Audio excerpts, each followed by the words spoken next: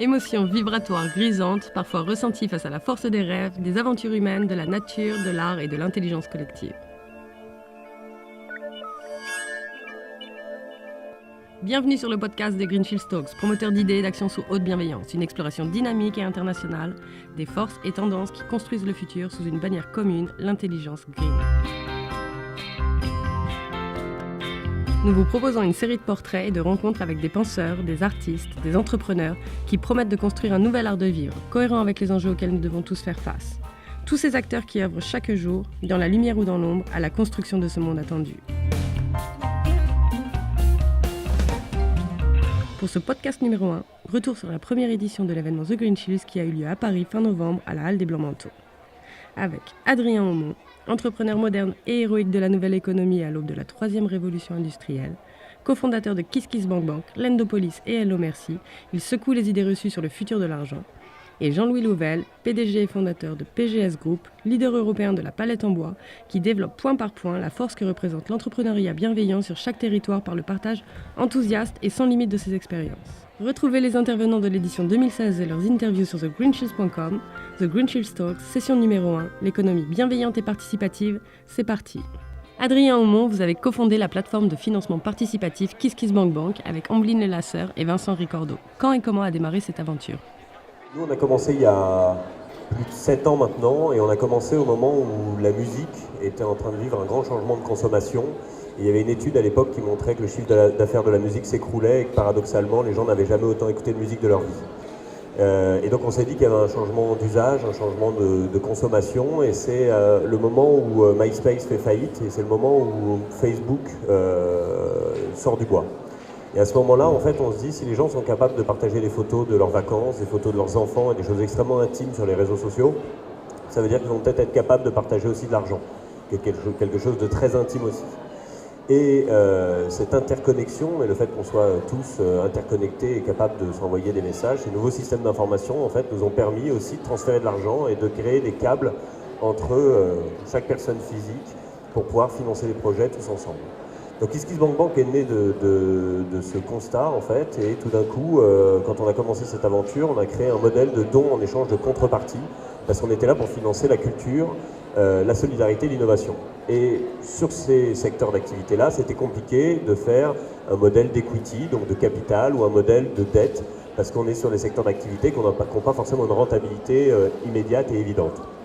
Et donc à ce moment-là, on s'est dit, plutôt que de faire une fausse promesse et de dire vous investissez dans la musique ou dans le cinéma et vous n'allez jamais retrouver votre blé, on a préféré trouver une autre règle du jeu, et cette règle du jeu, ça a été de créer une logique de contrepartie.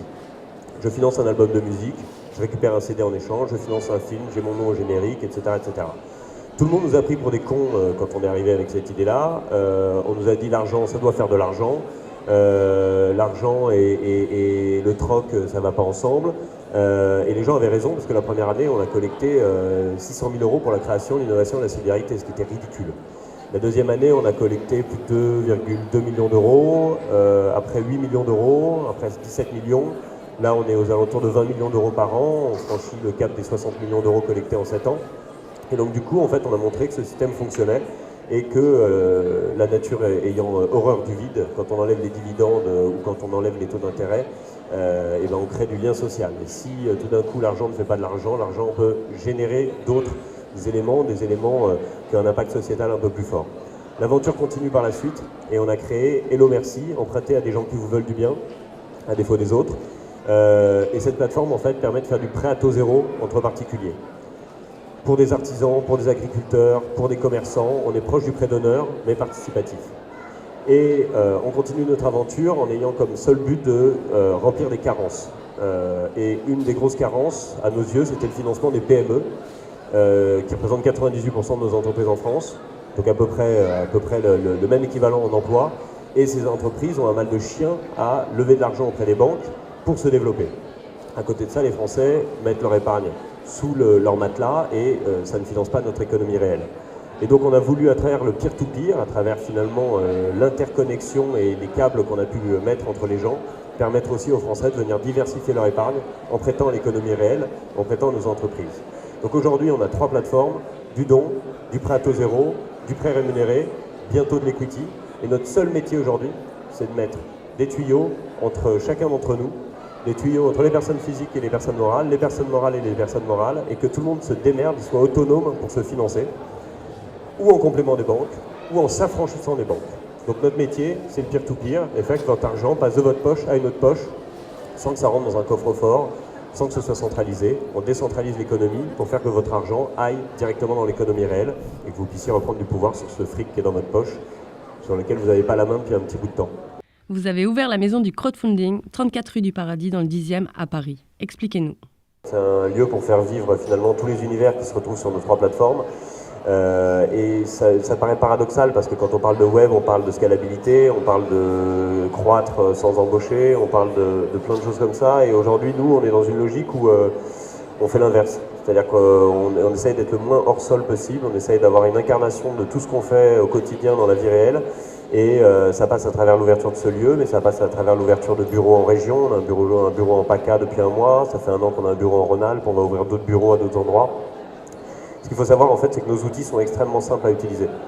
C'est hyper facile, sauf que les gens qui se retrouvent face à cet outil extrêmement simple, eux sont dans une situation de financement d'un projet qui est peut-être le financement d'une année, enfin un projet d'une année ou le projet d'une vie en fait. Et c'est tellement impliquant en fait pour eux que d'avoir une solution aussi simple et hors sol que la nôtre, ça paraît un petit peu perturbant.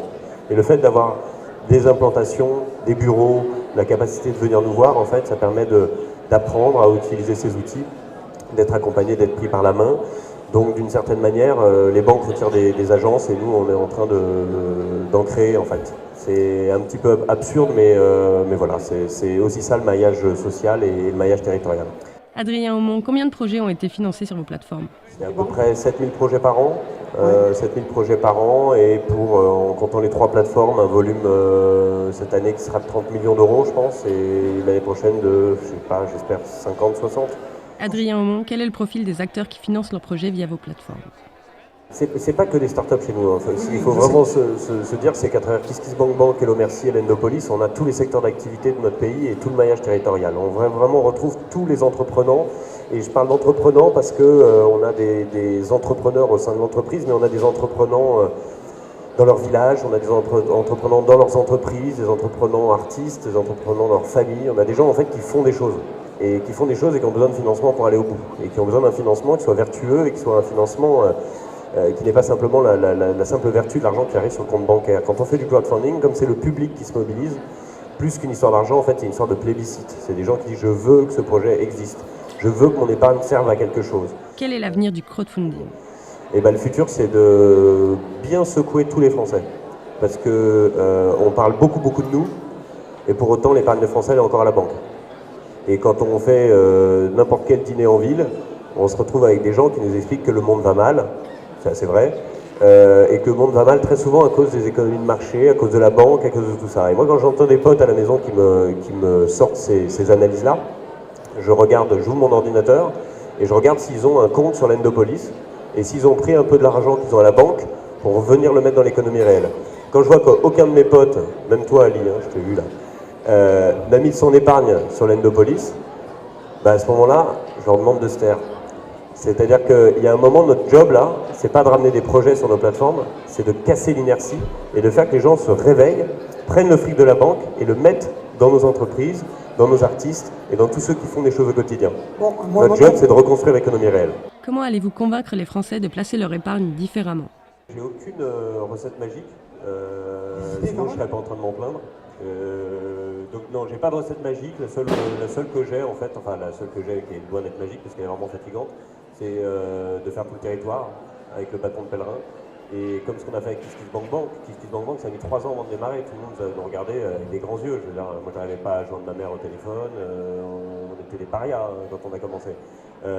Donc là, il va falloir réussir à refaire la même chose en fait sur le financement des PME. Et il va falloir faire tous les villages, toutes les villes, tous les départements, toutes les régions de France et venir évangéliser, raconter en quoi c'est un nouveau champ des possibles pour les PME, en quoi c'est une épargne plus performante, mieux rémunérée qu'à la banque et que les gens réussissent à avoir le petit déclencheur dans leur esprit. Et c'est dur de changer les habitudes, hein. C'est très dur et on parle là de green, on parle d'environnement. Je suis le premier à ne pas avoir changé mes habitudes et mes comportements vis-à-vis de l'environnement, et pourtant on voit bien que le climat, on voit bien que tout le monde en parle, on voit bien que le sujet est plus que crucial. Donc disons que je vais avoir la gentillesse vis-à-vis des Français et le crowdfunding tout autant que j'en ai vis-à-vis de moi-même et mon rapport à l'environnement. Est-ce qu'il y a de nombreux projets green parmi vos clients? Par exemple sur l'Endopolis, donc notre plateforme de financement des PME, un des trucs qui cartonne, c'est les projets d'ENR. Et tout d'un coup, en fait, sur les projets d'ENR, les campagnes de Traduisez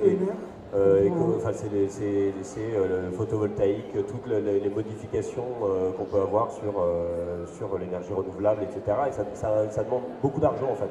C'est une transformation qui est très très chère et qui est très très mal adressée par les banques.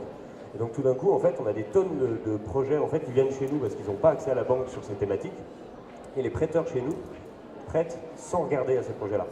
Et des campagnes de 200 000, 300 000 qui se font en 3 heures. Les gens ont compris que c'était très important, et ce qu'il faut se dire, c'est que, pour reprendre des buzzwords, mais on parle de troisième révolution industrielle, et dans cette révolution industrielle, en fait, il y a des modèles économiques qui sont totalement modifiés. Et quand un modèle économique est totalement modifié, il n'a pas forcément la réponse sur un modèle de financement, parce qu'on n'est pas adapté finalement à ce modèle économique. Et donc il n'a aucun produit financier qui correspond à sa grande mutation. Et juste pour refaire un petit peu d'histoire, si on revient à la seconde révolution industrielle, la seconde révolution industrielle, à l'époque, il n'y avait pas de banque de dépôt, il n'y avait pas de... C'était la banque privée en fait. Et la banque de dépôt est créée à cette époque. Et le fondateur de Crédit Lyonnais, qui était un des premiers en 1800, je ne sais plus combien, dit « Monsieur et Madame tout le monde est plus riche que Monsieur Rothschild ». Et bien en fait pour moi la banque de dépôt et cette économie réelle qui est venue au service des grandes mutations de la seconde révolution industrielle est pour moi proche du crowdfunding dans cette troisième révolution industrielle. Quand il y a des modèles qui changent, il faut des modèles de financement nouveaux, et je pense que le crowdfunding est un de ces nouveaux modèles de financement pour ces grandes thématiques du monde qui vient. Nous avons écouté Adrien Aumont sur le futur de l'argent, enregistré sur le salon The Green Shields. Donnons maintenant la parole à l'entrepreneuriat bienveillant. Jean-Louis Louvel, quel est votre parcours? On a créé une petite entreprise en 1993 ce qui a fait la différence, puisque le marché de la palette, c'est pas un marché très sexy à la base. Par contre, j'ai un matériau très noble, le bois, qui sert à plein d'usages si on sait préserver nos ressources. Parce que je suis en fait un agriculteur à la base, je plante ce matin ce qu'on a pu planter avec mes collaborateurs. On va le récolter dans 35-40 ans, donc c'est une gestion particulièrement durable. Et avec ça, on fait des palettes qui servent à l'emballage. C'est une petite aventure humaine avec une idée que j'ai eue en 1993. J'étais tout seul, j'ai été chercher 2 amis. Nous étions donc 3. On a créé une petite entreprise. Au début, nous étions d'ailleurs à la Chambre des métiers. Par la suite, on a monté une petite SARL. Pour une vingtaine d'années plus tard, aujourd'hui, on a monté un groupe qui représente 250 millions d'euros de chiffre d'affaires et 1300 collaborateurs. Toute notre entreprise a été bâtie, fondée à partir de l'humain. D'ailleurs, je n'emploie que le mot collaborateur ou collaboratrice pour parler des gens qui m'entourent et qui travaillent avec. Ce qui fait aussi notre différence, c'est que sur un produit aussi basique que la palette, c'est pour ça qu'on a eu aussi une forte croissance, c'est qu'on a travaillé, avant même que les startups naissent, on a travaillé sur l'économie de la fonctionnalité. Donc l'économie de la fonctionnalité, c'est-à-dire qu'aujourd'hui, on sait évidemment toujours vendre le produit, mais on vend surtout l'usage, avec tous les services associés à l'intérieur, la logistique, la réparation, l'entretien des palettes, on sait les récolter, les collecter partout en Europe. C'est ce qui a fait toute notre différence. Jean-Louis Louvel, qu'est-ce qu'un entrepreneur bienveillant? Avec humour, mais c'est ce qui se dit sur le marché financier d'ailleurs, c'est que les banques ne sont pas les plus fiables pour mettre son argent. Donc moi j'ai toujours eu pour principe d'essayer d'être acteur de l'économie et de faire circuler l'argent. Parce que pourquoi? Il y a beaucoup d'entrepreneurs en France d'ailleurs, justement qui ne sont pas des patrons, ce sont des entrepreneurs. Je dis qu'il y a toujours une différence entre homme d'affaires et entrepreneur. Rien que dans les termes, on comprend bien la différence. Un entrepreneur, il met tout ce qu'il a, alors son énergie certes, mais aussi tous ses moyens financiers, ça veut dire que l'argent circule très vite. Le but c'est d'aider aussi, alors en vieillissant, c'est peut-être à l'approche de, comme j'ai passé la cinquantaine il n'y a pas longtemps, en vieillissant on a aussi envie de partager de l'expérience, d'aider les autres, d'aider des jeunes, notamment des jeunes entrepreneurs, pas que des startups non plus, parce qu'il y a l'économie réelle de terrain, il y a aussi des artisans, il y a des artistes, c'est ce qui me passionne aussi. D'ailleurs, les visiteurs d'aujourd'hui peuvent voir qu'avec mes simples palettes, on peut faire une belle œuvre d'art comme le lion qui est juste à l'entrée, on peut faire du mobilier, on peut en faire des sièges, on peut faire plein de choses. Donc en fait, la passion de l'entrepreneuriat, c'est aussi transmettre aux autres, partager de l'expérience, et puis on s'amuse donc, parce que ça aussi c'est important dans l'entrepreneuriat, on s'amuse, il faut trouver du plaisir, comme dans tout d'ailleurs, dans tous les projets, et puis c'est d'aider financièrement, parfois au capital de jeunes entreprises, etc. Puis on a aussi une activité, parce que en France, notamment, on nous pousse beaucoup pour créer des emplois, ça c'est bien, il y a beaucoup d'outils. BPI France d'ailleurs fait un travail formidable, hein. Ça c'est vraiment une institution, un établissement financier qu'on nous envie à l'étranger, parce qu'ils font vraiment quelque chose de formidable aussi pour aider les chefs d'entreprise, qui est très innovant. Mais avant tout, on se bat aussi, si vous voulez, pour préserver les emplois. Donc j'ai une autre branche d'activité qui consiste à aller sauver les entreprises que plus personne ne veut, qui sont en liquidation à la barre du tribunal. On en a déjà sauvé 6. Alors comme je suis normand, les 6 étaient en Normandie. On essaie de faire ça de proximité. Hein, c'est plus facile à gérer. Je suis attaché aussi à mes racines, à mon territoire. Et jusque-là, les 5 dernières, puisque la 6e, elle est très récente, il y a une dizaine de jours, les 5 dernières, on a réussi à redresser les entreprises que plus personne ne voulait. Il y en a une d'ailleurs qui est liée à l'environnement, puisqu'elle agit, ils ont des brevets pour innover sur des machines de compactage, des petites machines de compactage pour les déchets. Ça veut dire que derrière, en plus, elle fait le bien pour la planète, puisqu'on réduit considérablement le volume de transport. Donc, vous voyez. Et puis une dernière branche d'activité encore, puisqu'il y a une nouvelle économie poussée par les jeunes qui vont tout révolutionner. Je pense à un point qu'on n'imagine même pas aujourd'hui, à une vitesse qu'on n'imagine même pas non plus. On ne peut pas imaginer l'avenir, ça va vite et ça va de plus en plus vite, etc. Donc on s'intéresse aux startups de toute nature, de tout domaine d'activité. On a même créé aussi une N Factory. N, c'est encore pour Normandie, hein, c'est le fait d'être attaché à ses racines, mais on agit partout, hein, où on incube, on accélère, mais surtout on intervient là où il y a le plus besoin, c'est-à-dire à l'amorçage. On intervient aussi en capital financièrement parce que c'est au début que c'est difficile. Après, quand on est connu, on a un peu plus de notoriété, c'est un peu moins dur, on va dire, un peu moins dur. Mais au début, c'est très dur hein, pour trouver des fonds. Voilà comment on peut être contributeur à son territoire tout en faisant le bien pour l'environnement, pour la planète.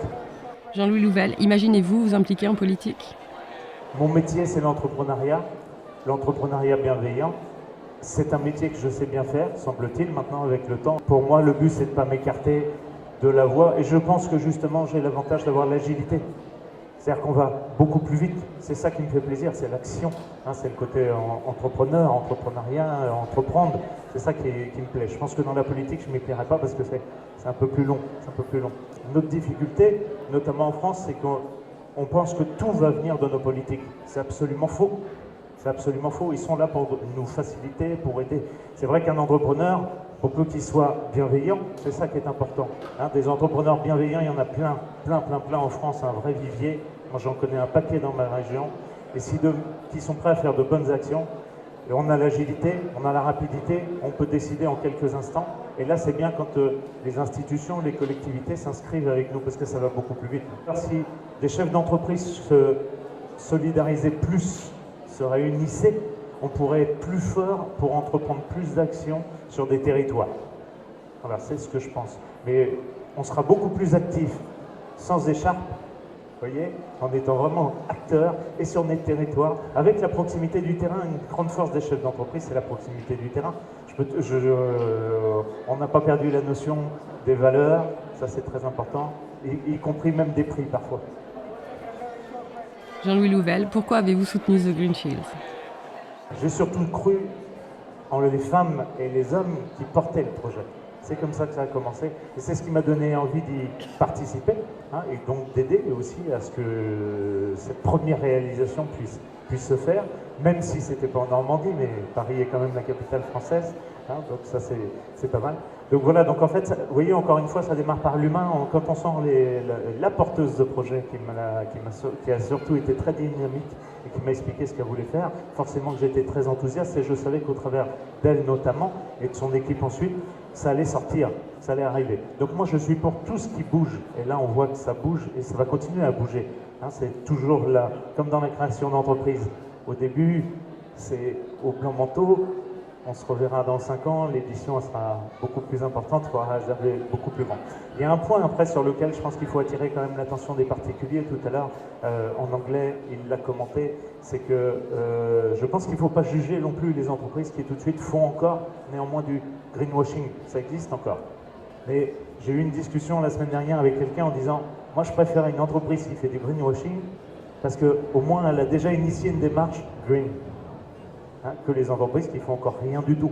C'est déjà bien, parce que le changement, l'innovation, c'est pas évident. En plus, dans la culture française, c'est pas toujours facile.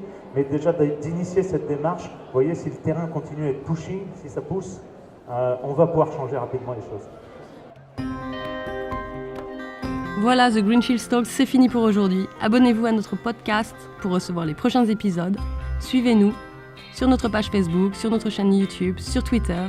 Visitez notre site thegreenshields.com pour plus de portraits et n'hésitez pas à partager et à nous poser vos questions sur contact@thegreenshields.com. Nous espérons que ce podcast vous a plu. À très vite. Un immense merci à Claude Esclatine qui a animé ce talk lors de l'événement.